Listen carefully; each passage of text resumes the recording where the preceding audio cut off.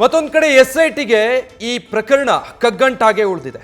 ಪ್ರಜ್ವಲ್ ರೇವಣ್ಣರ ಹುಡುಕಾಟ ಒಂದು ಕಡೆ ನಡೀತಾ ಇದ್ರೆ ಈ ಕೇಸ್ SITಗೆ ಕಗ್ಗಂಟಾಗೆ ಉಳಿದಿದೆ. ಈಗಲೂ ಇಂಟರ್ಪೋಲ್ಗೂ ಕೂಡ ಪ್ರಜ್ವಲ್ ರೇವಣ್ಣ ಪ್ರಕರಣ ತಲೆನೋವಾಗಿ ಪರಿಣಮಿಸ್ತಾ ಇದೆ. ಈಗಾಗಲೇ ಪ್ರಜ್ವಲ್ರ ವಿರುದ್ಧ 196 ದೇಶಗಳಿಗೆ ಬ್ಲೂ ಕಾರ್ನರ್ ನೋಟಿಸ್ ಜಾರಿ ಮಾಡಲಾಗಿದೆ.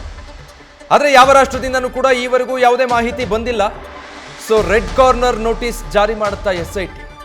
ಬ್ಲೂ ಕಾರ್ನರ್ ನೋಟಿಸ್ ಜಾರಿ ಮಾಡಿ ಆಗಿದ್ದು ಕೂಡ ಯಾವುದೇ ಮಾಹಿತಿಗಳು ಸಿಗ್ತಾ ಇಲ್ಲ ಅಂತಾದಾಗ ಮುಂದೆ ಇರೋ ಆಯ್ಕೆ ರೆಡ್ ಕಾರ್ನರ್ ನೋಟಿಸ್ ಅನ್ನ ಜಾರಿ ಮಾಡುವತ್ತ SIT ಯೋಚನೆ ಮಾಡ್ತಾ ಇದೆಯಾ ಅಂತ. ಈಗಾಗಲೇ ಎಲ್ಲಿದ್ದಾರೆ ಅನ್ನುವಂಥದ್ರೆ ಮಾಹಿತಿ ಕಲೆ ಹಾಕೋದಕ್ಕೆ ಬ್ಲೂ ಕಾರ್ನರ್ ನೋಟಿಸ್ ಜಾರಿ ಆಗಿದೆ. ಡೀಟೇಲ್ಸ್ ಕೊಡ್ತಾರೆ ಪ್ರಜ್ವಲ್, ಲೈವ್ ನಲ್ಲಿ ಜಾಯ್ನ್ ಆಗ್ತಾ ಇದ್ದಾರೆ. ಪ್ರಜ್ವಲ್, ಈಗಾಗಲೇ ಬ್ಲೂ ಕಾರ್ನರ್ ನೋಟಿಸ್ ಜಾರಿಯಲ್ಲಿದೆ, ಬಟ್ ಸ್ಟಿಲ್ ಯಾವುದೇ ಇನ್ಫಾರ್ಮೇಶನ್ SIT ಟೀಮ್ಗೆ ಸಿಕ್ಕಿಲ್ಲ. ಮುಂದಿನ ಹೆಜ್ಜೆ ಅಂತ ಆದ್ರೆ ಅದು ರೆಡ್ ಕಾರ್ನರ್ ನೋಟಿಸ್ ಮಾಡೋದು ಒಂದೇ ಆಯ್ಕೆನಾ SITಗೆ? ಖಂಡಿತವಾಗಿಯೂ ಕೂಡ ವಿಜಯ್, ಈಗಾಗಲೇ ಪ್ರಜ್ವಲ್ ರೇವಣ್ಣ ಅವರದ್ದು ಎನ್ನಲಾದಂಥ ಅಶ್ಲೀಲ ವಿಡಿಯೋ ವೈರಲ್ ಪ್ರಕರಣಕ್ಕೆ ಸಂಬಂಧ ಈಗಾಗಲೇ SIT ಕೂಡ ಒಂದು ಬ್ಲೂ ಕಾರ್ನರ್ ನೋಟಿಸನ್ನು ಜಾರಿಗೊಳಿಸುವಂಥ ಒಂದು ಕೆಲಸವನ್ನು ಮಾಡಿದೆ. ಸುಮಾರು 196 ದೇಶಗಳಿಗೆ ಈಗಾಗಲೇ ಬ್ಲೂ ಕಾರ್ನರ್ ನೋಟಿಸನ್ನು ಕೊಟ್ಟಿದೆ. ಆದರೆ ಅದ್ರ ಬಗ್ಗೆ ಯಾವುದೇ ಒಂದು ಮಾಹಿತಿ ಸ್ಪಷ್ಟವಾಗಿ ಸಿಗದೇ ಇರೋದ್ರಿಂದಾಗಿ ರೆಡ್ ಕಾರ್ನರ್ ನೋಟಿಸನ್ನು ಜಾರಿ ಮಾಡಲಿಕ್ಕೆ SIT ಮುಂದಾಗುತ್ತಾ ಅನ್ನುವಂಥ ಒಂದು ಪ್ರಶ್ನೆ ಕೂಡ ಸದ್ಯದ ಮಟ್ಟಿಗೆ ಉದ್ಭವ ಆಗ್ತಾ ಇರುವಂಥದ್ದು. ಕಾರಣ ಏನು ಅಂತ ಹೇಳಿದ್ರೆ ಈಗಾಗಲೇ ಬ್ಲೂ ಕಾರ್ನರ್ ನೋಟಿಸಿಂದ ಯಾವುದೇ ರೀತಿಯ ಪ್ರಯೋಜನ ಆದಂತೆ ಕಾಣ್ತಾ ಇಲ್ಲ. SITಗೂ ಕೂಡ ಸಾಕಷ್ಟು ತನಿಖೆಗೆ ಹಿನ್ನಡೆ ಆಗ್ತಾ ಇದೆ.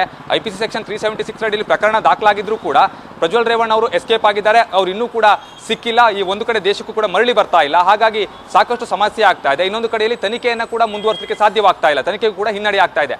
ಆ ಒಂದು ನಿಟ್ಟಿನಲ್ಲಿ ಎಲ್ಲೋ ಒಂದು ಕಡೆ ರೆಡ್ ಕಾರ್ನರ್ ನೋಟಿಸ್ ಅನ್ನು ಹೊರಡಿಸಲಿಕ್ಕೆ ಹಾಗಾದ್ರೆ SIT ಮುಂದಾಗುತ್ತಾ ಅನ್ನುವಂಥ ಒಂದು ಪ್ರಶ್ನೆ ಏನಿದೆ ಅದೀಗ ಉದ್ಭವ ಆಗ್ತಾ ಇರುವಂಥದ್ದು. ಹಾಗಾದ್ರೆ ಈ ರೆಡ್ ಕಾರ್ನರ್ ನೋಟಿಸ್ ಅಂದ್ರೆ ಏನು ಅನ್ನೋದು ಇಲ್ಲಿ ಪ್ರಮುಖವಾದಂತಹ ಒಂದು ವಿಚಾರವಾಗುತ್ತೆ. ಅಂದ್ರೆ ವಿದೇಶದಲ್ಲಿ ತಲೆಮರೆಸಿಕೊಂಡಿರುವಂತಹ ವ್ಯಕ್ತಿ ಏನಿರ್ತಾನೆ, ಈತನ ಶರಣಾಗತಿ ಅಥವಾ ತಾತ್ಕಾಲಿಕವಾಗಿ ಬಂಧನವನ್ನು ಮಾಡಿ ದೇಶಕ್ಕೆ ಹಸ್ತಾಂತರ ಮಾಡುವಂಥದ್ದು, ಒಂದೇ ಈ ವ್ಯಕ್ತಿಗೆ ಏಕಕಾಲದಲ್ಲಿ ಎಚ್ಚರಿಕೆಯನ್ನು ಕೊಡುವಂಥ ಒಂದು ಕೆಲಸವನ್ನ ಮಾಡಬಹುದು.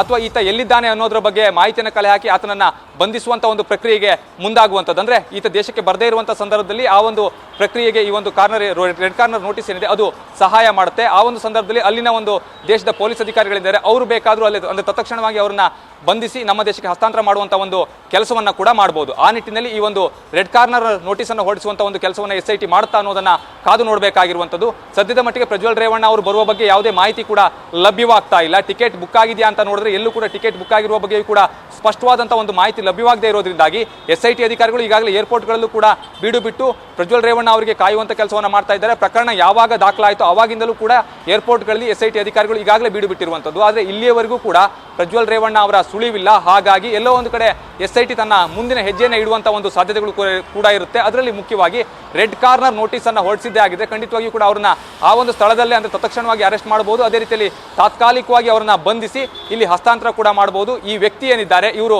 ನಮ್ಮ ದೇಶಕ್ಕೆ ಸದ್ಯಕ್ಕೆ ಬೇಕಾಗಿರುವಂಥ ವ್ಯಕ್ತಿ, ಈತ ಅಪರಾಧ ಕೃತ್ಯಗಳಲ್ಲಿ ಭಾಗಿಯಾಗಿದ್ದಾನೆ ಅನ್ನುವಂಥ ಕಾರಣದಿಂದಾಗಿ ನಾವು ರೆಡ್ ಕಾರ್ನರ್ ನೋಟಿಸ್ ಅನ್ನು ಹೊರಡಿಸಿದ್ದೀವಿ ಅನ್ನೋದೇನಿದೆ ಅದು ಸ್ಪಷ್ಟವಾಗುತ್ತೆ. ಆ ಒಂದು ನಿಟ್ಟಿನಲ್ಲಿ ಆ ದೇಶವು ಕೂಡ ನಮ್ಮ ದೇಶಕ್ಕೆ ಸಹಾಯ ಮಾಡುವಂಥ ಒಂದು ಸಾಧ್ಯತೆಗಳು ಕೂಡ ಇಲ್ಲಿ ದಟ್ಟವಾಗಿರುತ್ತೆ. Vijay, thank you Prajwal.